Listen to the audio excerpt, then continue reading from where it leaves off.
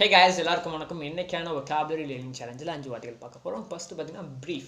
So brief அப்படினா சுருக்கமா அப்படினு சொல்வாங்க. இப்போ எக்ஸாம்பிளுக்கு யாராவது உங்களை கேட்கலாம். Can you briefly tell me about yourself? Can you briefly tell me about yourself? அப்படினு கேட்பாங்க. சரிங்களா? So brief அப்படினா சுருக்கமா.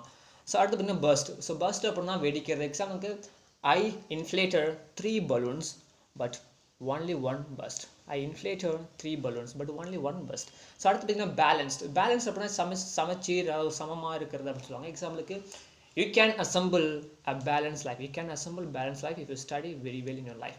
ஸோ அடுத்து பார்த்தீங்கன்னா பிசைட் அப்படின்னா அருகில். ஓகேங்களா? ஸோ பிசைட் அப்படின்னா அருகில். எக்ஸாம்பிளுக்கு he sat beside me in the first row.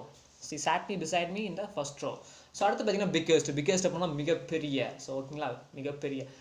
Example, knowledge is biggest asset ever you can make in your life. Knowledge is biggest asset. So அறிவு தான் உங்கள் வாழ்க்கையில் மிகப்பெரிய சொத்து. Okay guys,